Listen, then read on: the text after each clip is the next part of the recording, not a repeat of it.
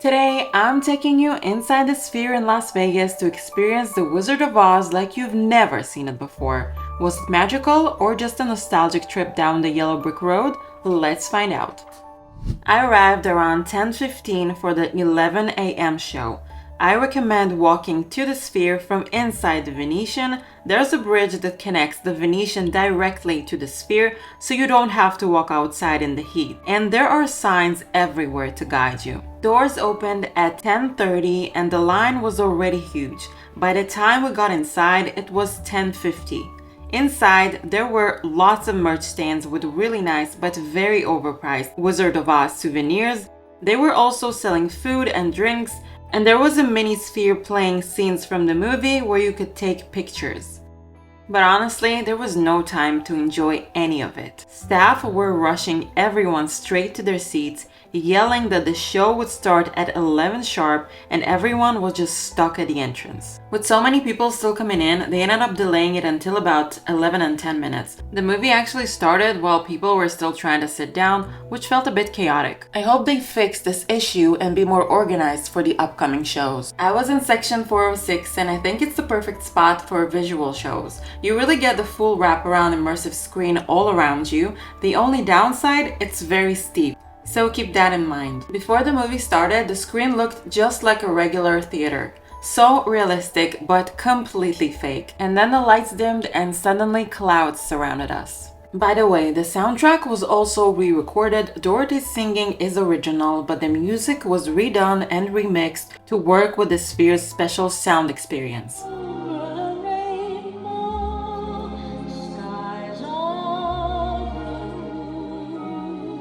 The effects were what made it fun. During the tornado scene, the seats were shaking, wind was blowing, and leaves flew around. From videos I've seen online, they made it look like the wind is super strong and you feel like you're inside of a tornado, but it was not that intense. The wind, I mean. The tornado in the scene was very impressive.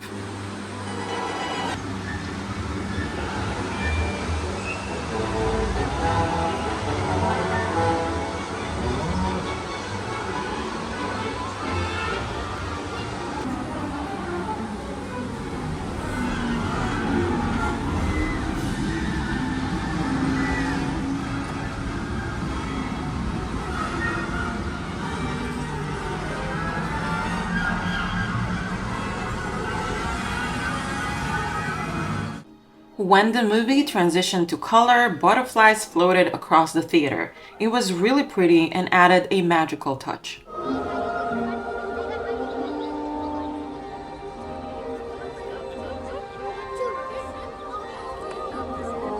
When Glinda the Good Witch appeared, they added a sparkling glitter effect that wasn't in the original film. It was beautiful.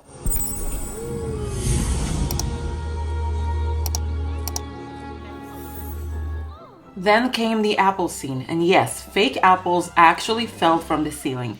I even caught one. Legs and I was hungry. Did you say something? Gee, was hungry. Well, how would you like to have someone come along and pick something off of you?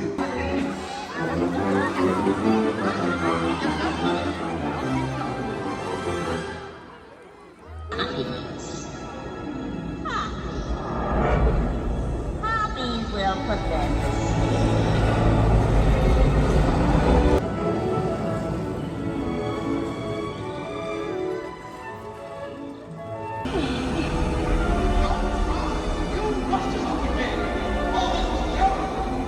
During the poppy field scene, fake snow started falling from the ceiling, which was a really nice touch.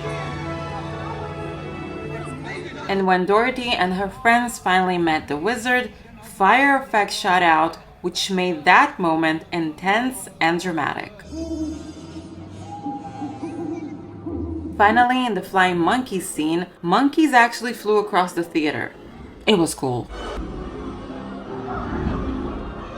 The flying objects made the experience feel interactive and fun. But if you've seen other Sphere shows, like the Backstreet Boys for example, you'll know the difference. Their visuals were way sharper and more impressive. But it's understandable, since the Backstreet Boys visuals were created specifically for the Sphere, and here they had to remaster an old movie. If you want to see my Backstreet Boys at the Sphere concert video, you can find it on my channel. Overall, I think this experience is perfect for families and kids. If you grew up loving the movie, you'll enjoy this nostalgia. But if you're expecting the most groundbreaking Sphere visuals, this one feels a bit toned down. I'll be honest, I wouldn't have gone to watch The Wizard of Oz again as an adult if it wasn't for the Sphere. I've seen it plenty of times as a kid. But seeing it reworked for this space was definitely interesting. They used AI to stretch the film across the Sphere's massive wraparound screen. But not only AI, a lot of very talented VFX artists worked very hard on this, and the result is very impressive, but not perfect. Many scenes were cut, almost 30 minutes of the movie was cut out, and the characters stayed centered while AI filled the background. Sometimes it looked great, and other times it was blurry or a little strange. For example, you can see the difference in these two pictures. The top picture is from the original movie and the bottom is from the Sphere. So you're basically watching the movie in the center and everything else is filled to give you that full-on immersive experience. Some things were even changed or added. It almost looks like a completely different movie. As you can see here, Dorothy's face is sharp, but everything around her is blurry. And in this shot, half of Glinda's face is clear, while her hair and crown look blurry and warped. Maybe it was intentional, but it looks weird, and this is what I meant when I said it was not perfect. After the movie, there was a short interactive performance where the Wizard of Oz character came out and interacted with the crowd. The kids especially loved it, and there were lots of photo ops. This felt more geared towards children than adults. Don't forget to head outside and take a photo with the giant legs and shoes of the Wicked Witch of the East. You can also go back to the Venetian and take a photo with the Wizard of Oz display that temporarily replaces the famous love sign. Right behind it, you'll find the Amour Cafe, which is now the Wizard of Oz Cafe. And there you can even buy some merch and of course coffee and pastries that have nothing to do with the Wizard of Oz. So is it worth it? If you're a Wizard of Oz fan or you're bringing kids for a magical experience, absolutely. The effects are fun, the Sphere makes it unique, and it's something you won't see anywhere else.